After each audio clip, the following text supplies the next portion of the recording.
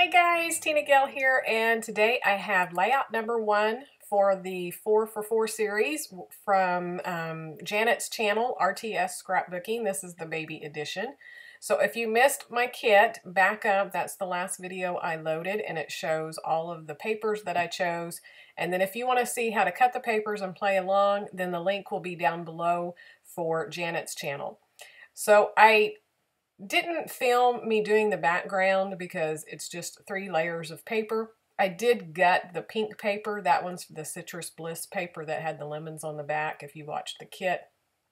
I just matted, it was a vanilla cardstock, that pink paper, and then a textured linen paper for the back. And I just wanted kind of all 3 of those colors showing. I wanted bits of pink, more pink in this layout, so that's why I went ahead and matted with the pink. So what you've watched so far is that bigger piece of paper, that's the small floral print. I ended up cutting a small strip of it off, cut it apart, because I knew I wanted a piece at the top and a little bit at the bottom. So I used my number 1 paper, that's the clothesline of the little dresses and stuff, for the bottom strip, and then the piece that I cut off from the small floral, I used my large scalloped border punch, punched it to just put a small little trim at the bottom. So if you'll look closely, I know it's kind of hard to tell because these are really small mats on the background, but I wanted this band of paper going over the vanilla cardstock just a little bit. So those bands of paper fit in between the vanilla cardstock and the pink background. Again, because I just wanted more pink showing. So you could run it all the way across. You could have it just the same width as the vanilla cardstock. You could do it whichever way you want. But I just wanted to add just a little bit more interest. I love layers. I love layers on my paper, my backgrounds, my embellishments, everything. So you will see me piling it on this layout. So then the other piece of paper that we had to work with was that narrow yellow strip. I think it was probably about 1 inch by 12. That one I did run from edge to edge. I really wanted to break it apart now. So I took it all the way around, or all the way to the edge. And then I had this crocheted trim that was from Pink Paisley's collection, a year or 2 years ago. And I hadn't used any of it. So I felt like these layouts, even though they're not necessarily baby layouts, they're little girl layouts. So I had pulled this trim to put in my kit to try to get it used because I don't use a lot of trim. So I ran it along that yellow strip as well, all the way from edge to edge. And then you can see the photo here that I'm using. This photo is of my mother. She's on the far right holding the little baby doll when she was a little girl with 2 of her cousins. And this is one of the only pictures that I know of her when she's small. I have some of her a little bit older, and you'll see one of them coming up. I'm still not sure how old she is. I need to get with her and talk to her about these photos so I can do just a little bit of journaling. But one of the reasons that I use so much embellishing on this page and the ones to come is because these are older photos and I really don't know anything about them. I'm going to talk with her and try to get as much as I can, tell a story about her and her relationship with her cousins, even though it's probably not anything to do with this photo because I doubt she remembers this photo, you know, what was happening that day.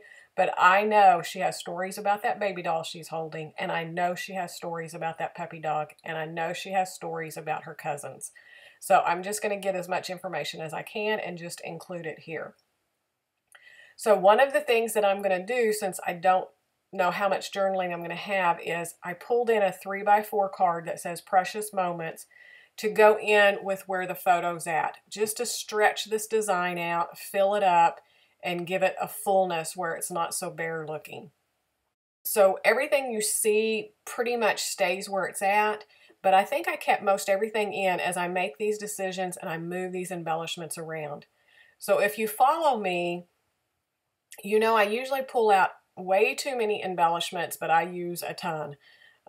I start by just pulling them out and moving them around the page, and when I'm moving them around the page, I'm looking at, you know, clusters of embellishments. I'm starting with large pieces, working down to small. I'm looking at the colors. I want to repeat the colors in each one of the little embellishment areas. If I can repeat shapes, like this one, I started with these doily. They're ephemera pieces, but they're out of a heavy cardstock, and it's a craft with a white doily, and they were printed. It was from Pink Paisley, I believe. No, Pebbles. It was an ephemera pack from a Pebbles collection. So I started those in the two areas that I knew I wanted to build up clusters. Those are my big pieces. They're repeating designs and color. And then I go from there. I had a couple of photos from that same, or not photos, flowers from that same collection. So I'm going to use those next, kind of build them in with that doily. And then after that, there's really not a repeat of the icons. It's more of repeating the colors. So I had this little white rabbit, and I thought he was precious, and I really wanted to get him in there. And so I just kind of tuck him over there with the rest of the bigger embellishments, looking up into that kind of subtitle, Precious Moments. And then I also had this pink bow. This was from an older warehouse box that I got, and I really wanted to get those in. I pulled a few and put in this kit, and I'm so tickled pink that I got it put in there. The other little bits and pieces that you see are just little ephemera pieces. These that I'm playing with now, the yellow, the pink, and the gray, are from October Afternoon, and I'm just tucking them in, again, looking at the colors, trying to repeat it. And you see I had to move that photo over because I needed that Friends Forever. I wanted that whole thing to be able to be read, and so I didn't have enough room. So I put it down first, and then I adjusted my photo over to where it would fit. And then this little pink square, again, some of them had words and things on it. If they didn't fit what I was scrapbooking about, I either flipped it over or I cover it up with something else. And I had a little puffy 3, and I decided to use it on here. If you're like me, you have tons of numbers, but I just don't use them on layout. So I'm trying to remember to just tuck them in wherever they can kind of make sense. These are kind of the 3 amigos. They ran around together when they were little. They were inseparable. So I just felt like that 3 really fit with the story that I would tell on this layout. So I'm just, again, just tucking them in. The embellishments, you could say that it's just kind of diagonal from the top right to the bottom left, but you could also kind of pinpoint how I put the banner journaling piece underneath. I'm going to build up some there and on the right, so you could also say that there's a triangle from that top right, bottom right, and then the middle left. Any way around. You can have multiple. You could have a diagonal embellishing and also a triangle. All you're doing in your embellishing is just looking for ways to keep your eye moving around the layouts of the important parts of the layout, from your photos to your journaling. You know, you don't want to make this big whole cluster where everybody just gets stuck looking at it going, oh my gosh, that's just the most beautiful cluster I ever saw.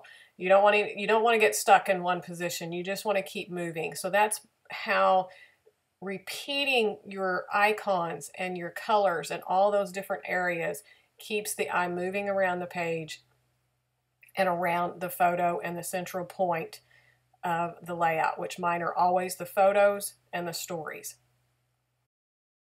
This little flower here is a little crocheted flower that I had that was a leftover embellishment in a Close to My Heart kit, and I really wanted to put it in because it just kind of reminds me, it's just feminine, it's girl, it's vintage, and these are, you know, very old photos. And I had it up here on the top right, and it looks good there, but I have some other things that I want to put in, so it ends up getting moved underneath the little bunny and the doily. Either way works. Now that I'm looking at it, I really like it over here on the right, but one way or the other, it works. That little yellow October Afternoon embellishment that I had up the top says remember this, and I knew I really wanted to get that in. I want to repeat that yellow throughout the clusters. That was another reason why I chose the little banner at the bottom. It has that little yellow flower down there. I have the little yellow flowers off to the left, and then that big one up at the top. So I wanted just a little bit more to the bottom because that one little flower was all I had. So I just cut that little embellishment piece in half and tucked the bottom underneath the photo.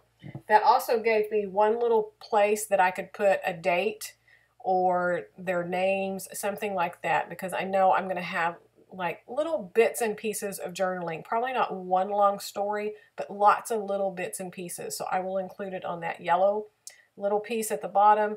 I'm going to put my title at the bottom so it covers up a lot of that banner, but I do have room for some. I can also write it in on the vanilla cardstock. I could put it across the top. If I have a lot, I will write it straight across the top there. I will bring it in close to that floral paper, but I could write it all the way across the top. I could come in and write it at the bottom. There's multiple places. I can even, if you didn't put a title in like I'm going to, you could put it across the doily and the banner piece. If you left the journaling card, or the 3x4 card and the other pieces as your title, then you definitely have that space, but I'm going to put a big title at the bottom.